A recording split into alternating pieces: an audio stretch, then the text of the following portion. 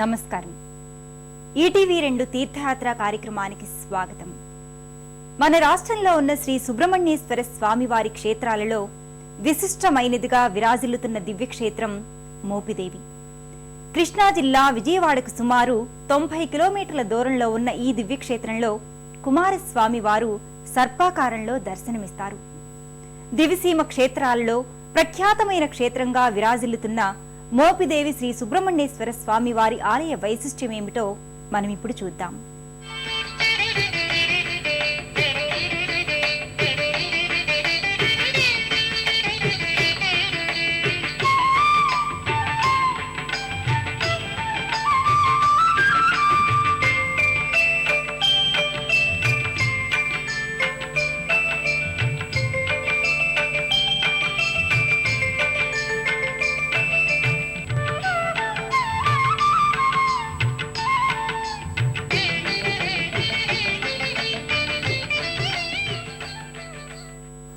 ఓం సుబ్రహ్మణ్య శేషాయ శివాయ శివమూర్తయే బ్రహ్మాండ వాహదేహాయ నాగరాజాయతే నమో నమః అంటూ శ్రీ సుబ్రహ్మణ్యేశ్వర స్వామి వారి నామస్మరణతో పునీతమవుతున్న పుణ్యధామం మోపిదేవి.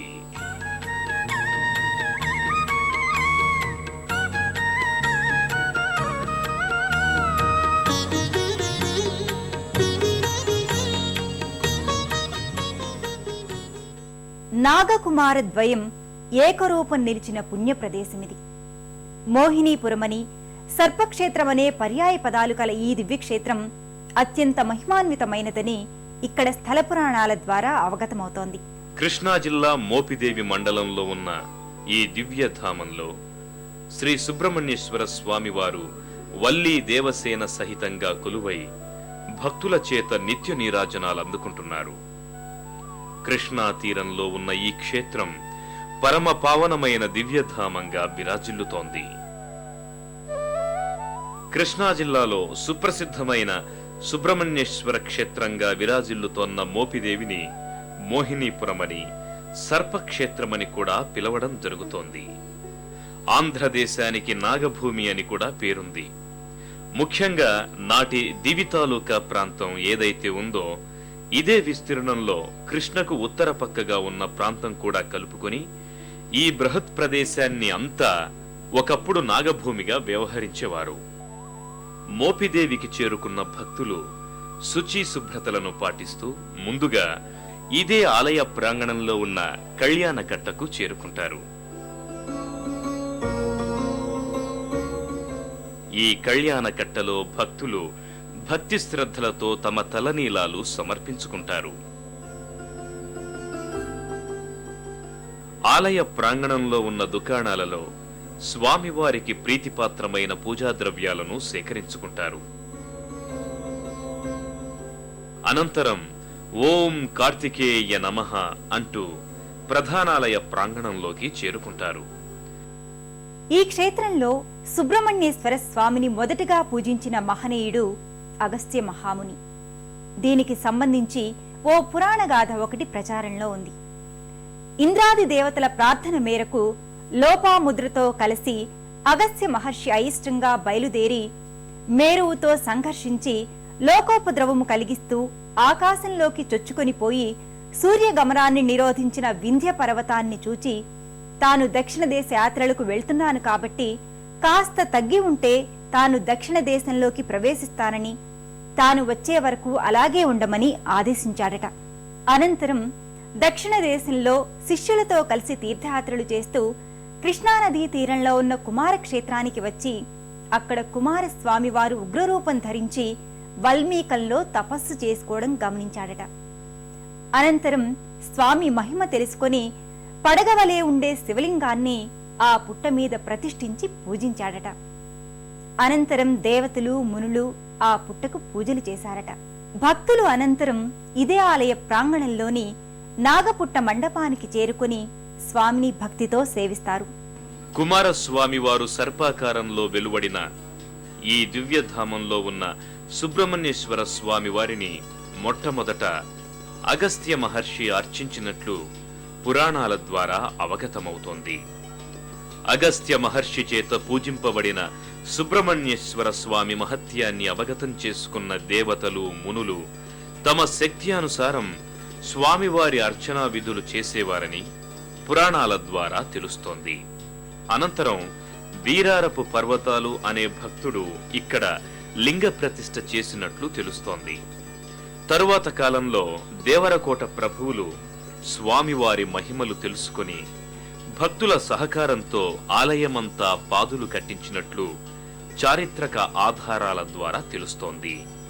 విశాలమైన ప్రధానాలయ ప్రాంగణం నిత్యము భక్తులతో రద్దీగా ఉంటుంది.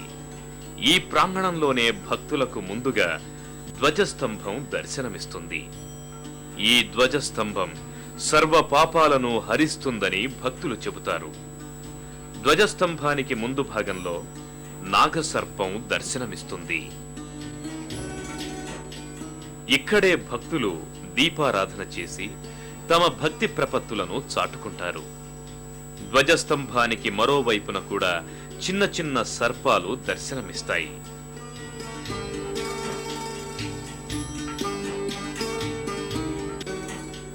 సుబ్రహ్మణ్యేశ్వర స్వామి వారికి ప్రతిరూపంగా భక్తులు ఆయా సర్పాలను దర్శించుకుని ముందుకి కదులుతారు.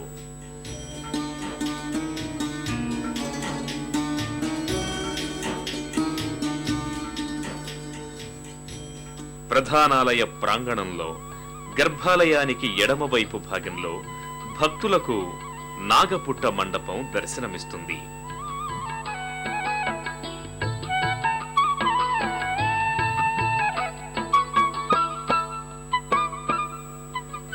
నిత్యము భక్తులతో సందడిగా ఉండే మండపంలోని పుట్టలలో భక్తులు భక్తి శ్రద్ధలతో నాగేంద్రుడికి పాలు గుడ్లు సమర్పించుకుంటారు.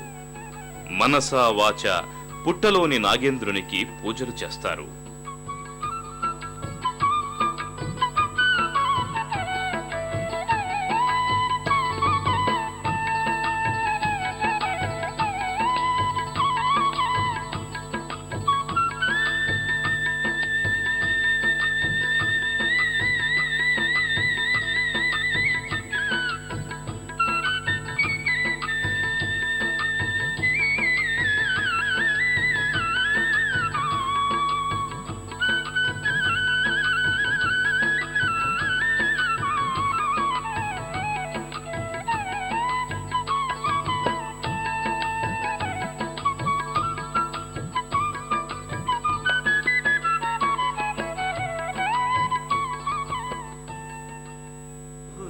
కల ప్రేమ గ్రోలిన దైవం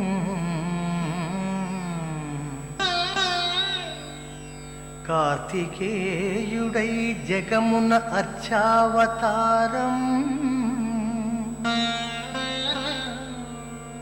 ఉమా మహేశ్వర ప్రియసుతుని గానం ఇంద్రధనసులా ధరణిలో స్కంద షష్ఠి కవచం